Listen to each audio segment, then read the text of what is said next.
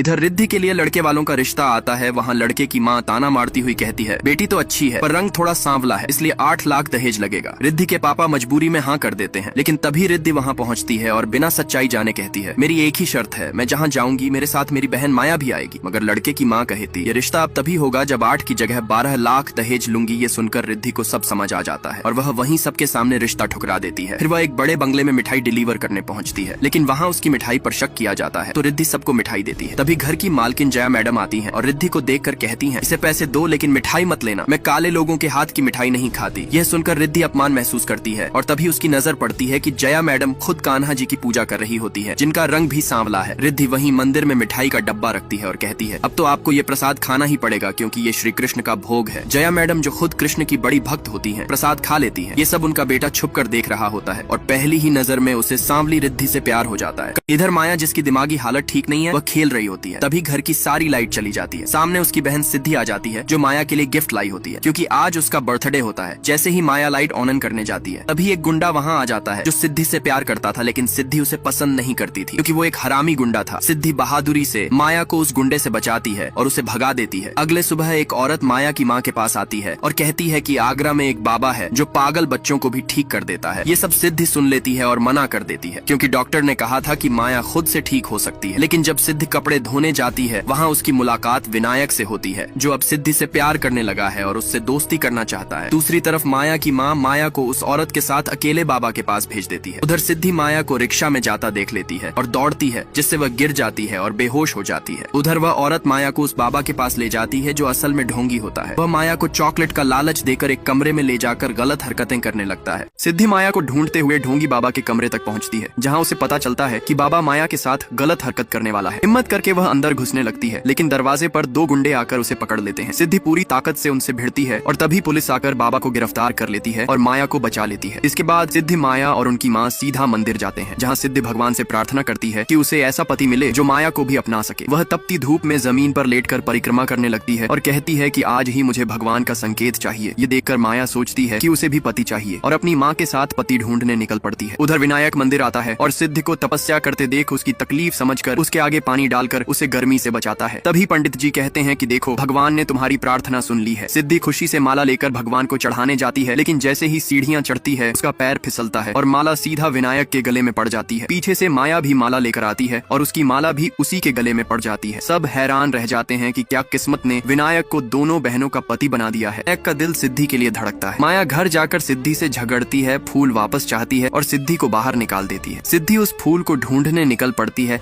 और नया फूल लेकर माया को देती है। वहीं विनायक गाड़ी लेकर जा रहा होता है, तभी सिद्धि के पापा चक्कर खाने लगते हैं। विनायक गाली देते हुए उन्हें अस्पताल पहुंचाता है। लौटकर वह सिद्धि के घर आता है। सिद्धि पूछती है, आपको क्या हुआ? पापा बताते हैं कि विनायक न होता तो उनकी जान नहीं बचती। सिद्धि को लगता है कि विनायक एक सही इंसान है और वह माया को भी उसकी अच्छाई समझाने की कोशिश करती है। धीरे धीरे विनायक सिद्धि से दोस्ती करता है और कहता है, चलो लॉन्ग ड्राइव पर चलते हैं। उसकी माँ जया अपने बेटे पर पूरा भरोसा रखती है और बहू के लिए गहने बनाती है, लेकिन उसे नहीं पता कि उसकी होने वाली बहू का रंग वही है जिससे वह नफरत करती है। अब आगे क्या होगा देखेंगे नेक्स्ट पार्ट।